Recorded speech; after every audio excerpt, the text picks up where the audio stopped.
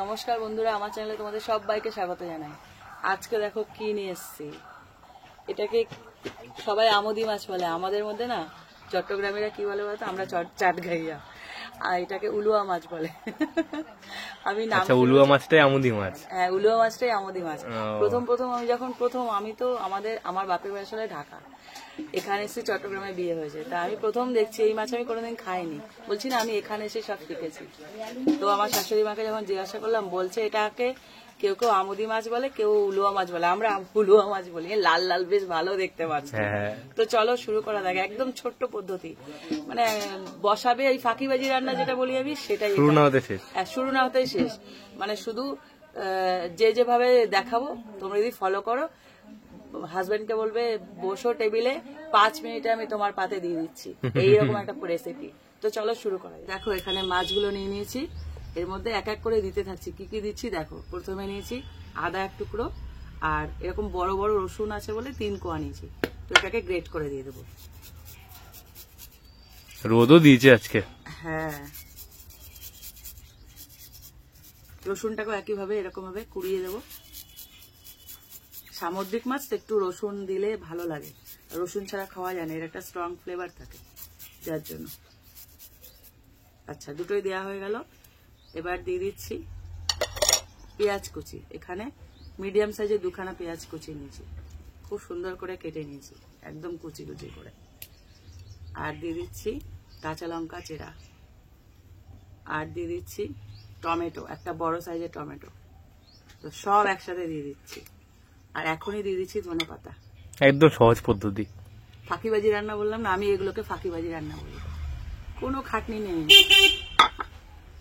আচ্ছা, বাকি উপকরণগুলো দিয়ে দিচ্ছি। এরপর দিয়ে দিচ্ছি সর্ষের তেল, বেশ খানিকটা দিতে হবে। আর এরপরে দিয়ে দিচ্ছি লবণ। এটা যেহেতু একদম মাখা মাখা হবে, লবণটা সাংঘাতিক জিনিস, বেশি হলে খাওয়া যাবে না, কম হলে টেস্ট হবে না, সেভাবেই দিতে হবে বুঝে। আমার ওদিকে উনুন জ্বলে গেছে। আর দিয়ে দিচ্ছি হলুদ গুঁড়ো, লবণ বলছি আমি। তারপর দিয়ে দিচ্ছি লঙ্কার গুঁড়ো। এটা একটু ঝাল ঝাল হবে, যেহেতু সামুদ্রিক মাছ তো। সুন্দর হয়েছে, সবুজ লাল হলুদ। এবার আর কিচ্ছু না, আমি কড়াইটা এখানে বসিয়ে দিই ততক্ষণে। এবার মেখে নিচ্ছি। দেখো, শুধু হাতের কাজ, আর কিচ্ছু না, শুধু এরকম হাত দিয়ে আলতো করে মেখে নিতে হবে। এই মাছ না ভাজে না, আর এই মাছের পকোড়া হয় আমার হেভি লাগে মাছের পকোড়া, তখন ডিপ ফ্রাই হয়, কিন্তু এই বেসনে কোটি নিয়ে দিয়ে। কিন্তু এইভাবে যখন ভেজে রান্না করে না, না না কে করে আমি জানি না, তবে আমি আমার শাশুড়ি মার থেকে এইভাবেই শিখেছি যে কাঁচা রান্না কিভাবে করতে হবে, মানে ঝালে ভেজে রান্না করে না। হ্যাঁ, এইভাবে ভালো করে মাখিয়ে নিলাম।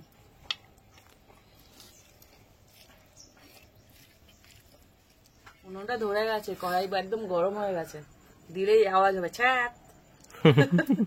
এবার আমি দিয়ে দিচ্ছি, বলেছিলাম। এবার এর মধ্যে জল দিয়ে দেবো। আমি না খুব হিসাবি, তাই এটাকে দিয়ে দিচ্ছি, কিন্তু নষ্ট করা হবে না।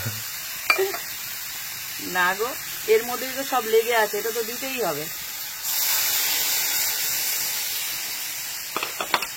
আর জল দিয়ে দেবো পরিমাণ মতন। এরকম খুন্তি দিয়ে প্রথমে একটু নাড়িয়ে দেবো।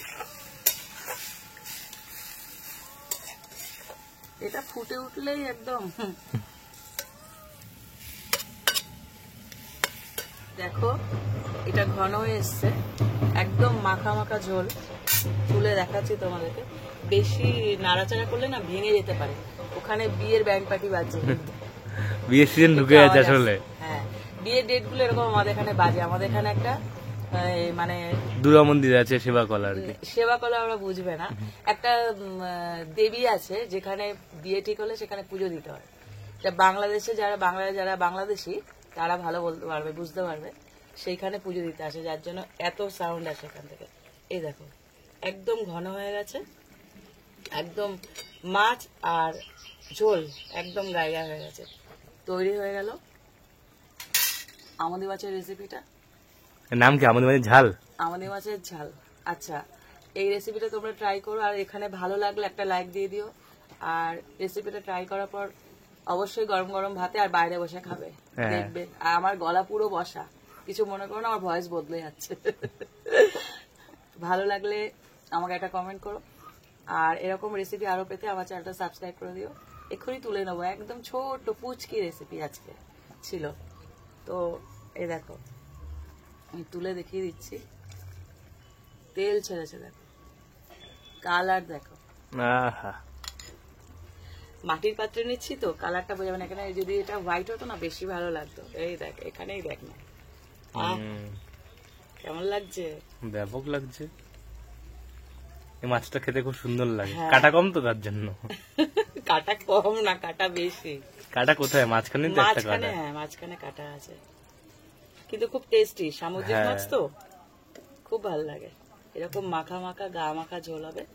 এটাকে ঝোল বলা যায় না, একদম গা মাখা মাখা, আর কিচ্ছু লাগবে না। হ্যাঁ, বাহ, রেডি হয়ে গেল।